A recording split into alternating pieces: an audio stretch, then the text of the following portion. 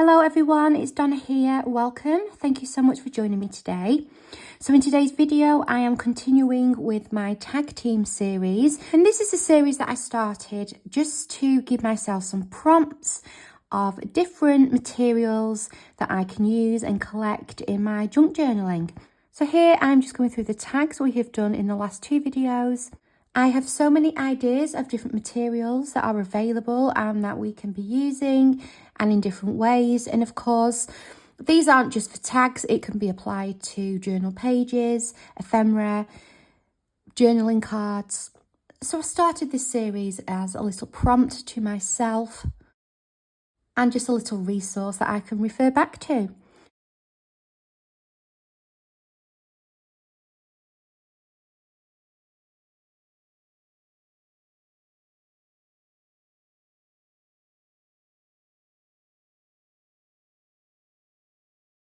So just for your reference, these are 2¼ by 4, and I use the largest corner on this tag cutter.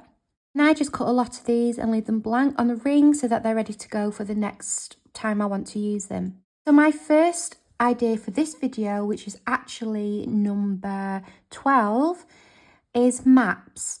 Vintage maps, old maps, new maps, outdated maps. They're just brilliant. I absolutely love maps. They make brilliant backgrounds and they're a brilliant resource for junk journaling. For this I use collal because the cardboard that I'm using and the map paper are both thick, so I wasn't worried that a wet glue was going to seep through.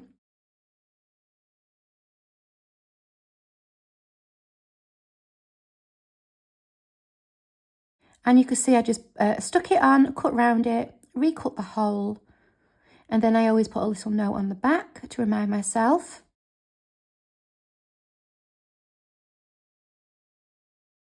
Number 13 is fabric and cheesecloth. Any kind of bits of fabric, ribbon, things like that are great to stick on tags. They give loads of texture, particularly if you're doing a mixed medium type tag. So I'm using there a little bit of an old t-shirt. So again, just recycled material, something I already had at home. And I've included cheesecloth because cheesecloth is so great for texture.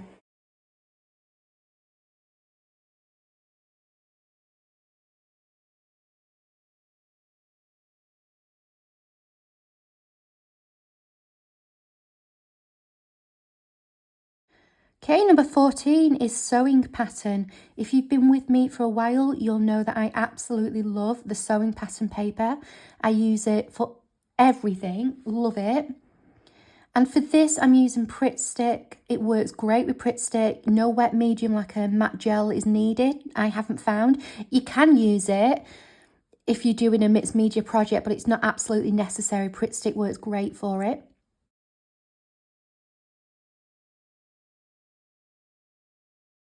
Then we go on to 15, which is napkins, which are so readily available in the supermarkets. You've probably got something spare in your cupboards. I've gone for this spring light one today. So we've had a little bit of sun out over here in the UK. So this is a 2-ply napkin, so I'm just removing that backing. You want just that front layer. And again, you can use a wet gel medium, like a matte medium for this. I use Pritt Stick. Pritt Stick works fine as well. But as I said, I have also used like a matte gel medium if I'm doing like a mixed media project. But I have absolutely no problem just using a glue stick. I never found that it needs sealing, but again, sealing it is an option if you were to do this on a project.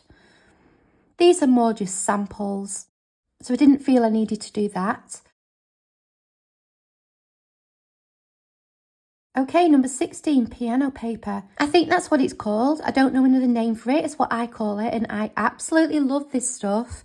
It's quite glossy, so you can see there where I'm pointing. You can reuse that blank section. I love this middle section with all this texture. So you've got those green dots and the wiggly red line. I just think it's great. I love it. especially because where those little cutout pieces are, and you'll be able to see in a minute, if you were to have some patterned paper or some inking on your tag before you stick it down, it would make a really interesting effect because you can see through it. So they can see there, you can see the white of the tag. So if you had something behind that, you could really change the look of it.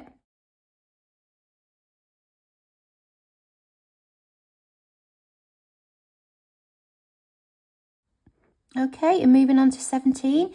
17 and 18 are kind of related. So we're looking at packaging and brown paper. We all get this through the post. Now, of course, this on its own doesn't look very interesting, but it does make a great base. It can be stamped on, stenciled on, you can grunge it up. It's just a really great use of that resource. And it means you can reuse something rather than throwing it away. And the second part to packaging is tissue paper. Now, I get a lot of tissue paper, I get things with the post wrapped up in tissue paper. I do have some really, really fancy tissue paper with butterflies and nice gold bits on. I couldn't access that today, so I've just gone for this plain one, but I do put on here tissue paper, plain or fancy. So just know that's an option as well.